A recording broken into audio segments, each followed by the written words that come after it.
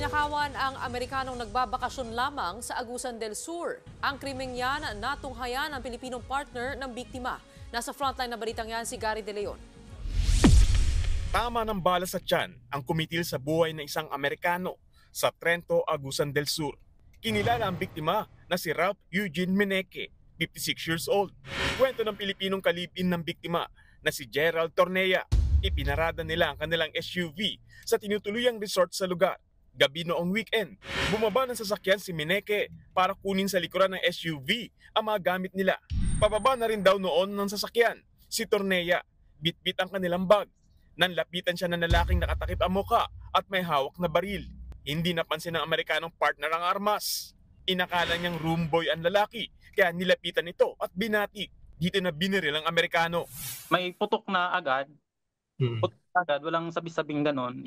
Yun, putok na agad. So ang ginawa ko na lang po is, pinikit ko yung mata ko ng sobrang pikit na parang yung napikit, ayan, para in case of like, kung ako yung babaril ulit mga ganyan, parang hindi ko na ma-feel yung parang manhid or something na anumang mangyari sa akin. So yun yung nagawa ko agad. Nulumuhod na ako ng saglit lang. Na-feel ko na yung yung bag ko na dito na parang kinuha na. Hinablot po. Agad daw sumibat ang kawatan at agaw buhay nang nakita ni Tornea ang kanyang partner.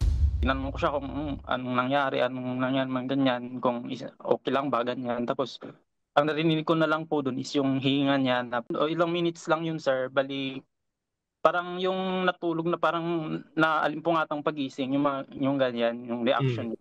Tapos nag-smile siya sa akin, sabi niya, I'm okay. Natangay ng gunman ang bag ni Tornea na may lamang 50,000 pesos. Kaka-withdraw lang nila sa ATM at pandagdag daw sana sa puhunan para sa negosyong babuyan. Kasagsagan ng pandemya nang magkakilala online ang Pinoy at ang kanyang Amerikanong partner. Makalipas ang isang taon, nagsama ang dalawa sa Boston, Massachusetts. Umuwi sila sa Pilipinas para magbakasyon at magnegosyo. Naipaalam na sa pamilya ni Meneque sa Amerika ang nangyari. Nakatakdang bumalik sa US si Tornea kasama ang labi ng partner para doon ilibing. Patuloy ang pagtugi sa suspect. Nagbabalita mula sa Frontline, Gary De Leon, News 5. Mga kapatid, Cheryl Cosim po, huwag maging huli at maging una sa lahat sa balitaan. Para sa tuloy-tuloy na talakayang sa Frontline, mag-follow at mag-subscribe sa social media pages ng News 5.